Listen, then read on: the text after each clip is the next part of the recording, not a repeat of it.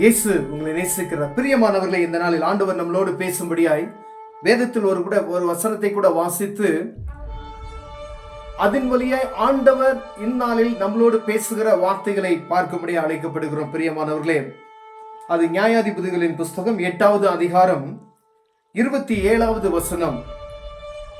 அதனால் கிதியோன் ஒரு ஏபோத்தை உண்டாக்கி அதை தன் ஊரான ஓப்ராவிலே வைத்தான். இஸ்ரவேலர் எல்லோரும் அதை பின்பற்றி சோரம் போனார்கள். பிரியமானவர்களே, நம்ம கிதியோனை பத்தி அநேக முறை வாசித்து தியானித்து இருக்கிறோம். இந்த கிதியோன், ஆண்டவர் திடீர்னு ஒரு மனிதனை தேர்ந்தெடுக்கிறார். இஸ்ரவேல் ஜனங்கள் நெருக்கப்படுகையில், ஒடுக்கப்பட்டு கொண்டு இருக்கிறையில் ஆண்டவர் கிதியோனை அழைத்து இந்த தேசத்தை பாதுகாக்கும்படியாய் ஆண்டவர் ஒரு இரட்சகனையே ஒவ்வொரு அதிகாரத்தில் நாம் வாசிக்கும் பொழுது இஸ்ரவேல் ஜனங்கள் விழுந்து போகும் பொழுது, அவர்கள் பாவம் செய்து எதிரிகளினாலே நொறுக்கப்படும் பொழுது ஒரு இரட்சகரை ஏற்படுத்துகிறதை நாம் பார்க்கிறோம். அதே போல இந்த இடத்துல கிதியோன் என்று சொல்லக்கூடிய ஒரு மனிதனை நாம் ஏற்படுத்துகிறதை நாம் ஆண்டவர் பார்க்கிறோம். அவர் உடனே கீழ்ப்படுகிறதையும் நாம் பார்க்கிறோம். ஒருவேளை இந்த கிதியோன் பாருங்க, ஆண்டவர் சொன்ன வார்த்தைக்கு கீழ்ப்படிந்து அவன் ஒரு விவசாயியா இருக்கிறான். அப்படி இருக்கும் பொழுதும் கூட ஆண்டவர் என்னை அழைத்து விட்டார் என்று சொல்லி ஆண்டவர் எடுத்ததுமே அவனுக்கு ஒரு கட்டளை போடுகிறார். உன் குடும்பத்தினுடைய, உன் தகப்பன் வீட்டாருடைய தோப்பு விக்கிரங்களை எல்லாம் அழித்து போடுன்னு சொல்றாரு. பாருங்க, அன்னைக்கு அதை பூரா அழிச்சிடுறாரு. அப்ப இஸ்ரவேலுக்கு பெரிய ஒரு ரட்சிப்பை உண்டாக்கும்படியாய் இந்த வசனங்களை வாசித்தோம்னா பாருங்க, அநேக காரியங்களை ஆண்டவர், பெரிய காரியத்தை, ஒரு தனி மனிதனை ஆண்டவர் பெயர் சொல்லி அழைத்து பெரிய ஒரு ரட்சிப்பை ஆண்டவர் அளித்திருக்கிறார். பிரியமானவர்களே, ஆண்டவராக இயேசு கிறிஸ்து நமக்கு அளித்திருக்கிற ஒரு பெரிய கிருபை பாருங்க. இந்த கிதியோன் பாருங்க, பலமுறை ஆண்டவர்கிட்ட போய் அந்த இடத்துல சொன்னதுமே அவரு, நீங்க கொஞ்ச நேரம் இருக்கணும், நான் அப்பம் கொண்டு வந்து வைக்க வரைக்கும் நீங்க எனக்கு காத்திருக்கணும் அப்படின்லாம் சொல்லும் பொழுது அது வரைக்கும் பொறுமையா தேவதூதர் வந்து அவங்க உட்கார்ந்து அதெல்லாம் கேட்கிற அந்த காரியத்தெல்லாம் பெரிய ஒரு நிறைய சாப்டர். இந்த நீ அதிகாரத்தை படித்தீர்களானால் அநேக காரியங்களை நீங்கள் தெரிந்து கொள்ளலாம். இந்த கிதியோனை ஆண்டவர் பெயர் சொல்லி அழைத்து இந்த இஸ்ரவேல் ஜனங்களை ரட்சிப்பதற்காய் விசேஷித்த ஒரு கிருபையை அவர் மீது வைக்கிறதை பார்க்கிறோம். பாருங்க, அந்த இடத்துல அவன் கடந்து போகும் பொழுது 22,000 பேரை கூட்டிட்டு போறாரு. அவங்களெல்லாம் வேணாம், இதெல்லாம் இவ்வளவு பெரிய கூட்டம்லாம் உனக்கு வேணாம், அதையும் குறைச்சு 16,000 பேர் இருக்காங்க, அதையும் கொண்டு போய் ஒரு தண்ணி குடிக்கிற இடத்துல வைக்கிறாங்க. அந்த இடத்துல யார் நக்கி குடிக்கிறான்னு அவரெல்லாம் பிரித்துடு என்று சொல்ற ஆண்டவர். ஒரு 300 பேர் வராங்க பாருங்க.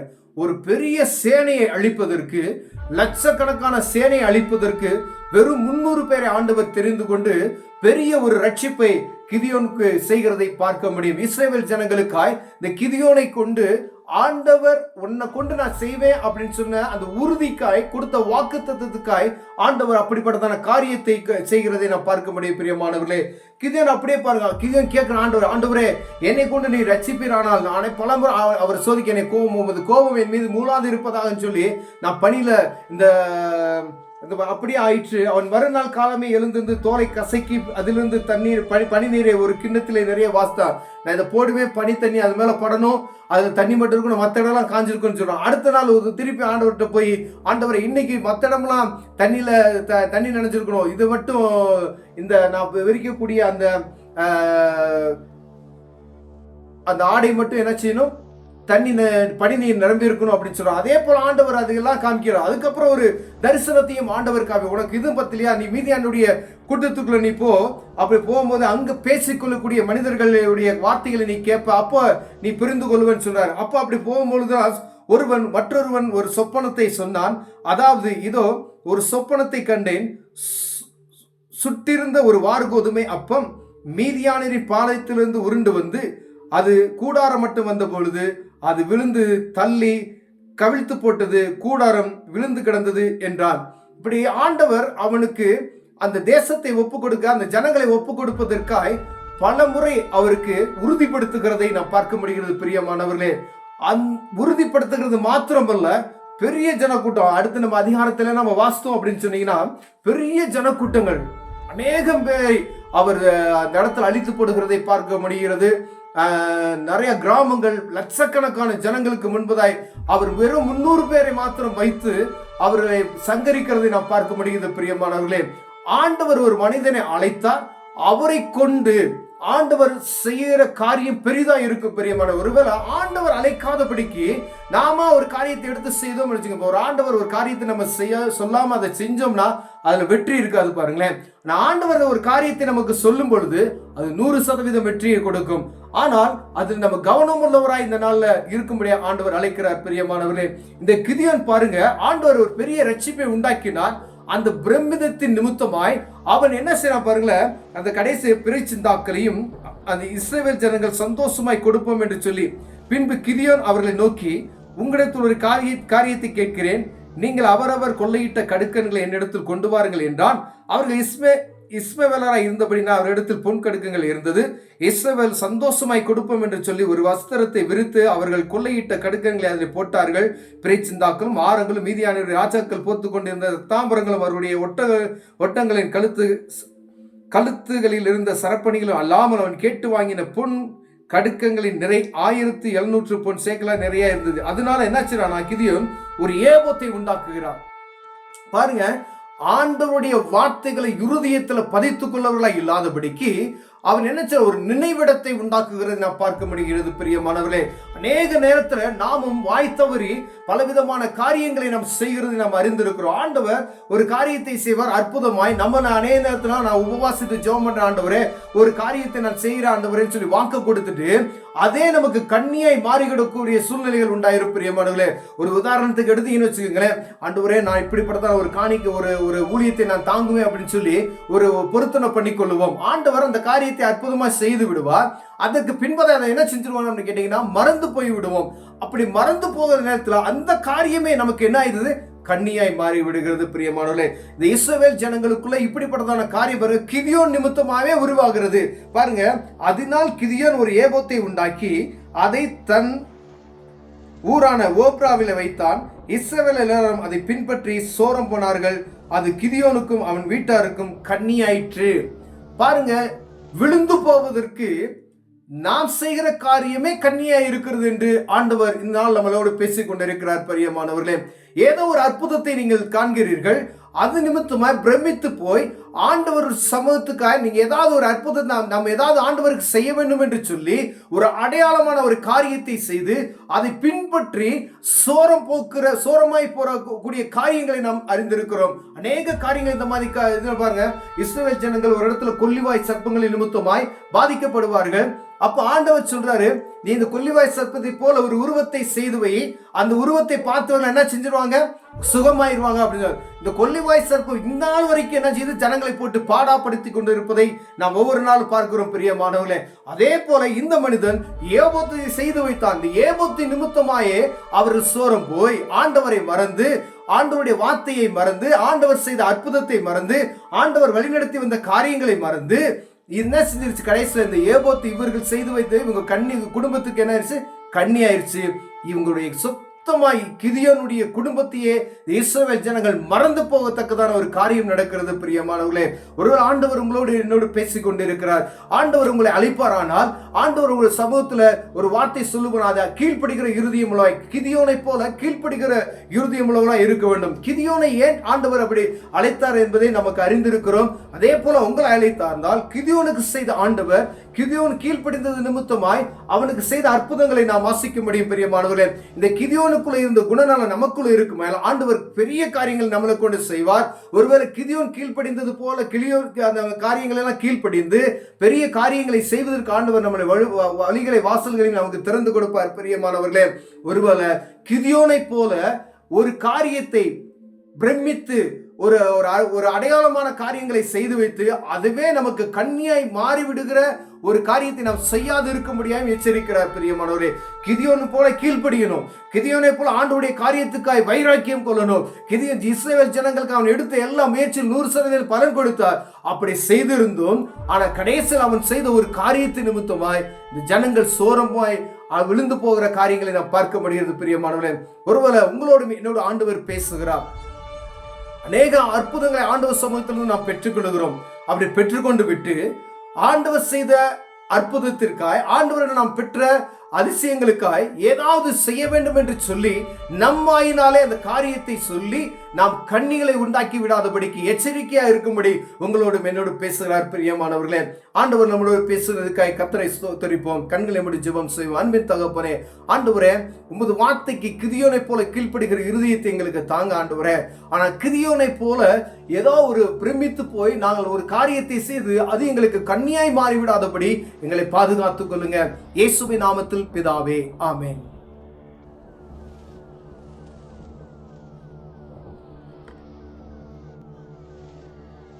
இயேசு உங்களை நேசிக்கிறார். பிரியமானவர்களை, இந்த நாளில் ஆண்டவர் நம்மளோடு பேசும்படியாய் வேதத்தில் ஒரு வசனத்தை கூட வாசித்து அதன் வழியாய் ஆண்டவர் இந்நாளில் நம்மளோடு பேசுகிற வார்த்தைகளை பார்க்கும்படி அழைக்கப்படுகிறோம். பிரியமானவர்களே, அது நியாயாதிபதிகளின் புஸ்தகம் 8வது அதிகாரம் 27வது வசனம்.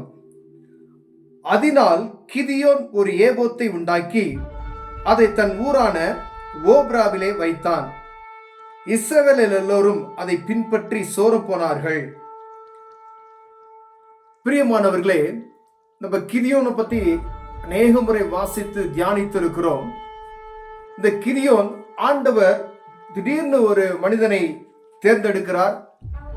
இஸ்ரவேல் ஜனங்கள் நெருக்கப்படுகையில், ஒடுக்கப்பட்டு கொண்டு இருக்கிறையில் ஆண்டவர் கிதியோனை அழைத்து இந்த தேசத்தை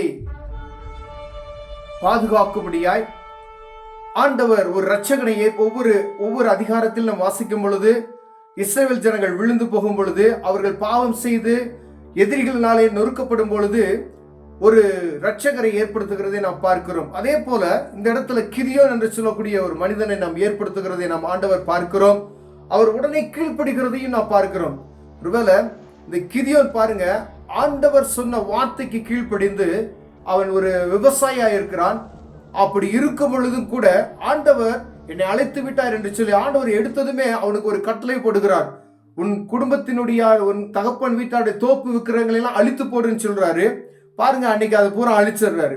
அப்ப இஸ்ரவேலுக்கு பெரிய ஒரு ரட்சிப்பை உண்டாக்கும்படியாய் இந்த வசனங்களை வாசித்தோம்னா பாருங்க, அநேக காரியங்களை ஆண்டவர், பெரிய காரியத்தை ஒரு தனி மனிதனை ஆண்டவர் பெயர் சொல்லி அழைத்து பெரிய ஒரு ரட்சிப்பை ஆண்டவர் அளித்திருக்கிறார். பிரியமானவர்களே, ஆண்டவராக இயேசு கிறிஸ்து நமக்கு அளித்திருக்கிற ஒரு பெரிய கிருபை பாருங்க. இந்த கிதியோன் பாருங்க, பலமுறை ஆண்டவர்கிட்ட போய் அந்த இடத்துல சொன்னதுமே அவரு, நீங்க கொஞ்ச நேரம் இருக்கணும், நான் அப்பம் கொண்டு வந்து வைக்க வரைக்கும் நீங்க எனக்கு காத்திருக்கணும் அப்படின்லாம் சொல்லும் பொழுது அது வரைக்கும் பொறுமையா தேவதூதர் வந்து அவங்க உட்கார்ந்து அதெல்லாம் கேட்கிற அந்த காரியத்தெல்லாம் பெரிய ஒரு நிறைய சாப்டர். நீங்க அதிகாரத்தை படித்தீர்கள், ஆனால் அநேக காரியங்களை நீங்கள் தெரிந்து கொள்ளலாம். இந்த கிதியோனை ஆண்டவர் பெயர் சொல்லி அழைத்து இந்த இஸ்ரவேல் ஜனங்களை ரட்சிப்பதற்காய் விசேஷித்த ஒரு கிருபையை அவர் மீது வைக்கிறதை பார்க்கிறோம். பாருங்க, அந்த இடத்துல அவன் கடந்து போகும் பொழுது 22,000 பேரை கூட்டிட்டு போறாரு. அவங்களெல்லாம் வேணாம், இதெல்லாம் இவ்வளவு பெரிய கூட்டம்லாம் உனக்கு வேணாம், அதையும் குறைச்சு 16,000 பேர் இருக்காங்க, அதையும் கொண்டு போய் ஒரு தண்ணி குடிக்கிற இடத்துல வைக்கிறாங்க. அந்த இடத்துல யார் நக்கி குடிக்கிறான் அவனெல்லாம் பிரித்துடு என்று சொல்ற ஆண்டவர். ஒரு 300 பேர் வராங்க பாருங்க. ஒரு பெரிய சேனையை அழிப்பதற்கு, லட்சக்கணக்கான சேனையை அழிப்பதற்கு வெறும் 300 பேரை ஆண்டவர் தெரிந்து கொண்டு பெரிய ஒரு ரட்சிப்பை கிதியோனுக்கு செய்கிறதை பார்க்க முடியும். இஸ்ரவேல் ஜனங்களுக்காய் இந்த கிதியோனை கொண்டு ஆண்டவர் உன்னை கொண்டு நான் செய்வேன் அப்படின்னு சொன்ன அந்த உறுதிக்காய் கொடுத்த வாக்குத்தத்தத்துக்காய் ஆண்டவர் அப்படிப்பட்டதான காரியத்தை செய்கிறதை நான் பார்க்க முடியும். பிரியமானவர்களே, கிதியோன் அப்படியே பாருங்க. கிதியோன் கேட்கிற ஆண்டவரே என்னை கொண்டு நீ ரட்சிப்பீரானால் நானே பலமுறை அவர் சோதிக்க என்னை கோபம் என் மீது மூளாது இருப்பதாக சொல்லி நான் பணியில இந்த அப்படியே ஆயிற்று. அவன் மறுநாள் காலமே எழுந்திருந்து தோலை கசக்கி அதிலிருந்து பனி நீரை ஒரு கிண்ணத்திலே நிறைய வாசித்தான். நான் இதை போடுவேன், பனி தண்ணி அது மேல படணும், அதுல தண்ணி மட்டும் இருக்கணும், மற்ற இடம்லாம் காஞ்சிருக்குன்னு சொல்றான். அடுத்த நாள் ஒரு திருப்பி ஆண்டவர்கிட்ட போய், ஆண்டவரை இன்னைக்கு மற்ற இடம்லாம் தண்ணி நினைஞ்சிருக்கணும், இது மட்டும் இந்த நான் விரிக்கக்கூடிய அந்த ஆடை மட்டும் என்ன செய்யணும், பனி நீர் நிரம்பி இருக்கணும் அப்படின்னு சொல்றான். அதே போல ஆண்டவர் அதெல்லாம் காமிக்கிறார். அதுக்கப்புறம் ஒரு தரிசனத்தையும் ஆண்டவர் காமி, உனக்கு இது பத்திலையா, நீ மீதியானுடைய கூட்டத்துக்குள்ள நீ போ, அப்படி போகும்போது அங்க பேசிக்கொள்ளக்கூடிய மனிதர்களுடைய வார்த்தைகளை நீ கேட்ப, அப்போ நீ புரிந்து கொள்வன்னு சொல்றாரு. அப்போ அப்படி போகும்பொழுதுதான் மற்றொருவன் ஒரு சொப்பனத்தை சொன்னான். அதாவது, இதோ ஒரு சொப்பனத்தை கண்டேன், சுட்டிருந்த ஒரு வார்கோதுமை அப்பம் மீதியானரின் பாளையத்திலிருந்து உருண்டு வந்து அது கூடாரம் மட்டும் வந்த பொழுது அது விழுந்து தள்ளி கவிழ்த்து போட்டது, கூடாரம் விழுந்து கிடந்தது என்றான். இப்படி ஆண்டவர் அவனுக்கு அந்த தேசத்தை ஒப்பு கொடுக்க, அந்த ஜனங்களை ஒப்பு கொடுப்பதற்காய் பல முறை அவருக்கு உறுதிப்படுத்துகிறதை நாம் பார்க்க முடிகிறது பிரியமானவர்களே. உறுதிப்படுத்துகிறது மாத்திரமல்ல, பெரிய ஜனக்கூட்டம். அடுத்து நம்ம அதிகாரத்துல நம்ம வாசித்தோம் அப்படின்னு சொன்னீங்கன்னா, பெரிய ஜனக்கூட்டங்கள் அநேகம் பேரை அவர் அந்த இடத்துல அழித்து போடுகிறதை பார்க்க முடிகிறது. நிறைய கிராமங்கள், லட்சக்கணக்கான ஜனங்களுக்கு முன்பதாய் அவர் வெறும் 300 பேரை மாத்திரம் வைத்து அவர்களை சங்கரிக்கிறதை நாம் பார்க்க முடிகிறது பிரியமானவர்களே.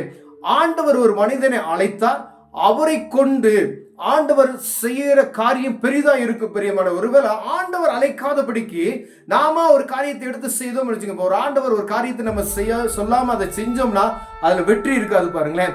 ஆண்டவர் ஒரு காரியத்தை நமக்கு சொல்லும் பொழுது அது 100% வெற்றியை கொடுக்கும். ஆனால் அதில் நம்ம கவனம் உள்ளவராய் இந்த நாள்ல இருக்கும்படியா ஆண்டவர் அழைக்கிறார் பிரியமானவர்களே. இந்த கிதியோன் பாருங்க, ஆண்டவர் ஒரு பெரிய ரட்சிப்பை உண்டாக்கினார். அந்த பிரமிதத்தின் நிமித்தமாய் அவன் என்ன செய்யறான் பாருங்களேன், அந்த கடைசி பிறைச்சிந்தாக்களையும் அந்த இஸ்ரவேல் ஜனங்கள் சந்தோஷமாய் கொடுப்போம் என்று சொல்லி, பின்பு கிதியோன் அவர்களை நோக்கி, உங்களிடத்தில் ஒரு காரியத்தை கேட்கிறேன், நீங்கள் அவரவர் கொள்ளையிட்ட கடுக்கன்களை என்னிடத்தில் கொண்டு வாருங்கள் என்றான். அவர்கள் இஸ்மவேலராய் இருந்தபடினா அவரிடத்தில் பொன் கடுக்கங்கள் இருந்தது. இஸ்ரவேல் சந்தோஷமாய் கொடுப்போம் என்று சொல்லி ஒரு வஸ்திரத்தை விரித்து அவர்கள் கொள்ளையிட்ட கடுக்கங்களை அதில் போட்டார்கள்.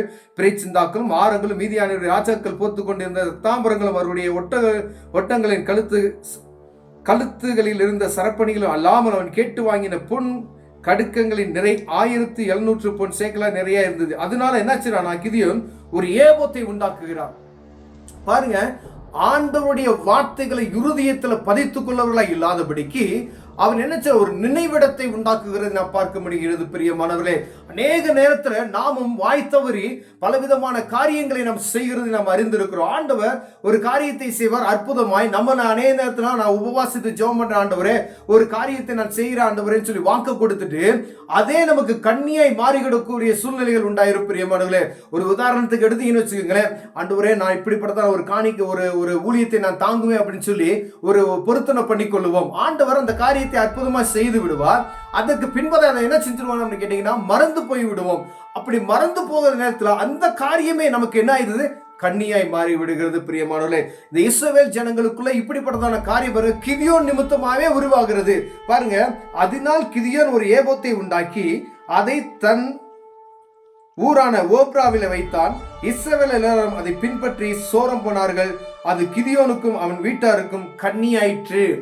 பாருங்க, விழுந்து போவதற்கு நாம் செய்கிற காரியமே கண்ணியா இருக்கிறது என்று ஆண்டவர் இந்த நாள் நம்மளோடு பேசிக் கொண்டிருக்கிறார் பிரியமானவர்களே.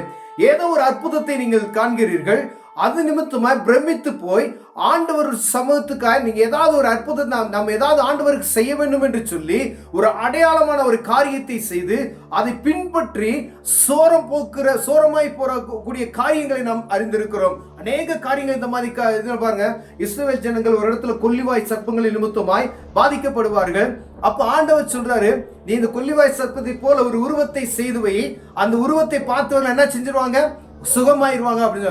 இந்த கொல்லிவாய் சர்ப்பம் இந்த நாள் வரைக்கும் என்ன செய்து ஜனங்களை போட்டு பாடாப்படுத்தி கொண்டு இருப்பதை நாம் ஒவ்வொரு நாளும் பார்க்கிறோம் பிரியமானவர்களே.